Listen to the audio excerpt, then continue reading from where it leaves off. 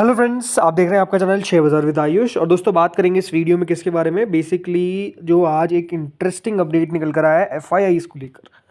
दोस्तों वैसे तो आज बाजार में बड़ी तेज़ी आने की एक्सपेक्टेशंस थी ही, और वो बड़ी तेज़ी हमको आती हुई नज़र भी आई। ये बात अलग है कि दोस्तों आज जो निफ्टी का ओपन था उससे नीचे बाजार ने क्लोजिंग दी है। आज निफ्टी का दोस्तों जो ओपन था वो 24,253 का ओपन था, बट निफ्टी की जो क्लोजिंग हमको देखने को मिली वो 24,221 पर देखने को मिली। इसका मतलब यही है कि निफ्टी अपने ओपन से ज़रूर आज नीचे बंद होता हुआ नजर आया। जो हाई था निफ्टी का वो 24,351 का था, और जो लो था वो 24,135 का था। बट ओवरऑल निफ्टी में आज हमको एक अच्छा सेशन देखने को मिला। जो गैप अप देखने को मिला वो ओवरऑल गैप अप सस्टेन कर गया, यही अपने आप में सबसे ज़्यादा इंपॉर्टेंट बात है।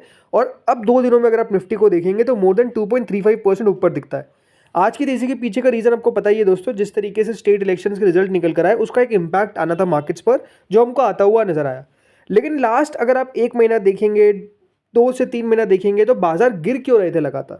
क्योंकि लगातार दोस्तों हमारे पास एक डेटा आता था किसका, एफआईआईज़ का। और वो डेटा हमको बताता था कि एफआईआईज़ ने आज इतना सेल किया है, आज उतना सेल किया है, आज इतना सेल किया है। रोज डेटा आ रहा था। रोज दोस्तों एफआईआईज़ की एक ही चीज़ हमको देखने को मिल रही थी, डेट इज सेलिंग, राइट। रोज एफआईआईज़ मिल मिलकर बेच रहे थे। लेकिन अब जो आज का डेटा निकल कर आया है वो बढ़िया बात क्या है कि एफआईआईज़ ने दोस्तों अपनी सेलिंग को रोका है। ये देखिए आपके सामने आज का डेटा है 25 तारीख का। एफआईआईज़ ने इतने समय बाद दोस्तों जो ग्रॉस परचेज किया है वो 9,947 करोड़ का किया है। लगातार अगर आप नोटिस करेंगे तो क्या हो रहा है, सेलिंग, राइट। सेलिंग पे सेलिंग पे सेलिंग। लेकिन आज के दिन जो डीआईएस लगातार बाय कर रहे थे, आज दोस्तों डीआईएस ने अपना पैसा निकाला है ऑलमोस्ट 6,908 करोड़। तो आप कहेंगे कि एक तरफ से तो अच्छी खबर आ गई, लेकिन एक तरफ से खराब खबर आ गई, क्योंकि डीआईएस की तरफ बेच दिया गया लेकिन एफआईआईज़ के द्वारा अच्छा खासा खरीदा गया। तो देखिए इसके पीछे का भी एक रीज़न है कि आज दोस्तों एफआईआईज़ के द्वारा खरीदारी क्यों की गई। सबसे इंपॉर्टेंट तो यही है कि एफआईआईज़ ने आज खरीदा क्यों है। क्योंकि दोस्तों आज एक बड़ी चीज़ हुई, वो क्या थी, वो थी दोस्तों एमएससीआई की रीबैलेंसिंग, रिजिक जिसको हम बोलते हैं, ठीक है। ये दोस्तों जो रिजिक हुआ इसके अंदर आज दोस्तों एफआईआईज़ को जो भी अपना पूरा पोर्टफोलियो होता है उसके अंदर वो रीबैलेंस करते हैं, वो चेंजेस करते हैं कि कौन सी कंपनी के अंदर अपना वेटेज जो है वो बढ़ाना है, कौन सी कंपनी के अंदर हमको वेटेज कम करना है। अलग अलग टाइप के देखिए उनके पोर्टफोलियोज रहेंगे, उसके अंदर वो या तो कुछ ऐड करते हैं और कुछ हटाते हैं, राइट। तो वही बेसिकली आज हमको देखने को मिला, जिसके कारण दोस्तों हुआ क्या, बेसिकली एफआईआईज़ ने बाइंग करी। तो पहली बात तो देखिए बाइंग का कारण क्या था। बाइंग का कारण है कि आज जो एमएससीआई का रीबैलेंसिंग हुआ है, ये आप देख सकते हैं, MSCI November rejig, Indian equities to see $2.5 billion in inflow spotlight on HDFC bank. अभी हम बात करेंगे कौन कौन से शेयर्स है जिसके अंदर आज एक रीबैलेंसिंग देखने को मिला है। बट द थिंग इज, ज़रूरी बात क्या है कि देखिए हमको बहुत ज़्यादा एक्साइटेड नहीं होना है कि हाँ भैया एफआईआईज़ जो है वो वापस आ चुके हैं भारत के अंदर। ऐसा नहीं कि देखिए एफआईआईज़ हर दिन बेचेंगे, ऐसा नहीं कि एफआईआईज़ ने बेचना चालू किया तो वो सालों साल बेचते ही रहते हैं, बेचते ही रहते हैं, बेचते ही रहते हैं।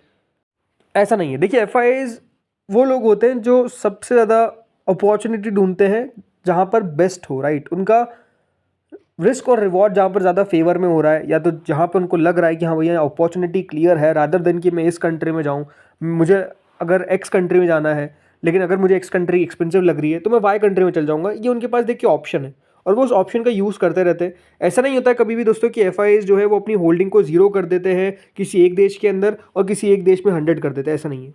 हमारे यहाँ पर भी दोस्तों एफआईआईज़ का पैसा रोज़ निकालने के बावजूद भी अच्छा खासा है और वो आगे भी रहता हुआ नजर आएगा। बट द थिंग इज़ कि हाँ एक इम्पैक्ट जो है वो मार्केट्स में आपको देखने को मिलता है और वो रिएक्शन आता है। सो अब चलिए ये सारी बात तो हो गई।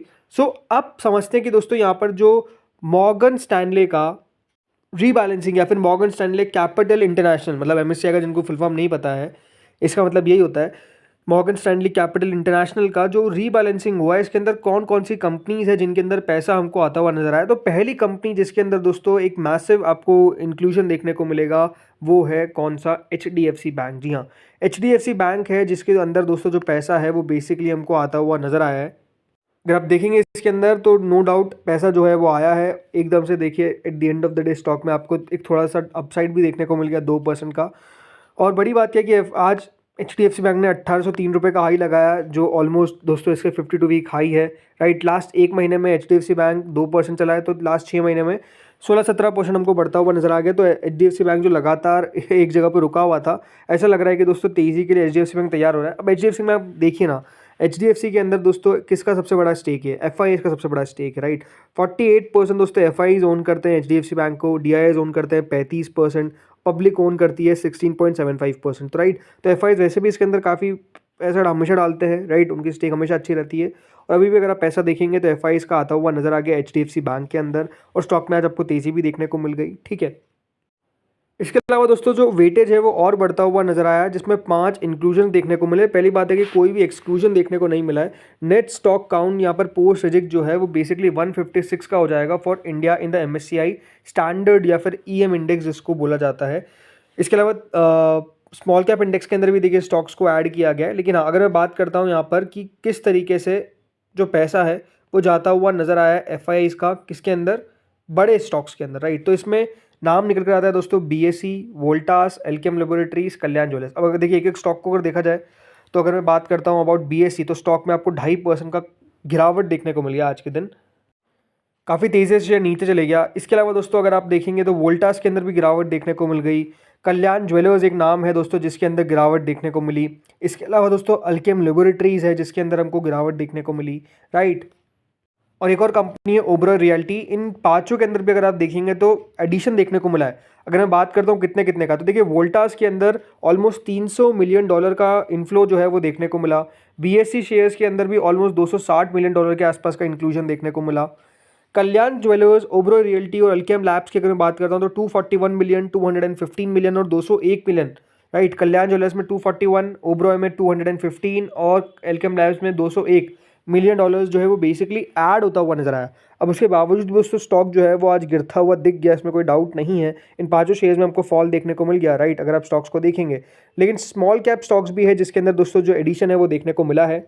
स्मॉल कैप्स में देखिए नाम कौन कौन सा है। पहला है यूरेका फॉर्ब्स। अगर आप लास्ट 6 महीने में देखेंगे तो शेयर 10% चला है। पिछले 1 साल में ऑलमोस्ट 10% की रिटर्न है। मतलब कुछ खास देखिए स्टॉक चल नहीं पाया, क्योंकि अभी याद रखिएगा 13 सितंबर को ही इसकी जो लिस्टिंग है, कंपनी बढ़िया है, बट हाँ जैसे मैंने कहा NSE पे इसकी लिस्टिंग हाल ही में हमको देखने को मिली है, पहले BSE पे लिस्टेड था। इसके अलावा दोस्तों दूसरी कंपनी सिग्नेचर ग्लोबल, राइट। पिछले 1 साल में सिग्नेचर ग्लोबल्स ने ऑलमोस्ट 76% रिटर्न दिए हैं, और इसके अंदर भी दोस्तों MSCI ने अपने स्मॉल कैप इंडेक्स में इसको ऐड किया है। इसके अलावा आधार हाउसिंग में एडिशन देखने को मिला। वैसे आज 3% गिर गया, बट लास्ट 1 साल में ओवरऑल स्टॉक 22-23% चला है जब से लिस्ट हुआ है। अगर आप देखेंगे तो बहुत ज़्यादा रिटर्न नहीं दे पाया, बट स्टिल यहाँ पर आपको एडिशन देखने को मिला है। इसके अलावा एक और नाम है दोस्तों इंडिजीन, राइट। 4% आज चलता हुआ नजर आया। लास्ट 1 साल में अगर मैं बात करता हूँ रिटर्न्स की, तो 16% की रिटर्न है। और पिछले 5 साल में, मतलब जब से लिस्टिंग हुई है इसकी इंडिजीन, बहुत ज़्यादा समय नहीं हुआ है, 17 मई को लिस्ट हुआ था, राइट। तो यहाँ पर भी रिटर्न्स उतने नहीं है, लेकिन ये भी एडिशन देखने को मिला है। इसके अलावा एक और नाम आता है दोस्तों जो ऐड हुआ है, वो है PC ज्वेलर्स, राइट। इसमें भी एडिशन देखने को मिला है। लास्ट 1 साल में रिटर्न्स आप देख सकते हैं काफ़ी दमदार देखने को मिले, और ये भी ऐड हो चुका है MSCI की स्मॉल कैप इंडेक्स में। इसके अलावा एक और नाम है दोस्तों DCM श्रीराम। वैसे तो आज 5% टूटा, पिछले 1 साल में ऑलमोस्ट 25% के आसपास चला है। ओवरऑल रिटर्न्स आप नोटिस करेंगे तो काफ़ी अच्छे दिए हैं इसने लॉन्ग टर्म में, तो ये भी ऐड होता हुआ दिखा है। तो ये कुछ शेयर्स है दोस्तों जिनके अंदर हमको एडिशन देखने को मिला है, किसका, MSCI का। तो ये बात ध्यान रखिएगा, आज का जो FII का डेटा है, राइट, इसमें मेजरली रीबैलेंसिंग है। कल का दिन इंपॉर्टेंट है, बिकॉज कल कोई रीबैलेंसिंग नहीं है। अगर दोस्तों कल के दिन यहाँ पर FIIs जो है वो बेसिकली नेट बायर निकल कर आ जाते हैं तो दोस्तों बाजार पसंद करेगा, राइट। तो ये एक ज़रूरी बात है जिसको आपको समझना पड़ेगा। बाइंग हुई अच्छी बात है, बट ये बात ध्यान रखिएगा बाइंग के पीछे का कारण क्या था, ओके। तो फ्रेंड्स इस वीडियो में इतना ही था। होपफुली वीडियो आपको बढ़िया लगा होगा। अगर लगा तो लाइक कर देना, चैनल से पहली बार जुड़े सब्सक्राइब कर देना। Thank you friends for watching this video.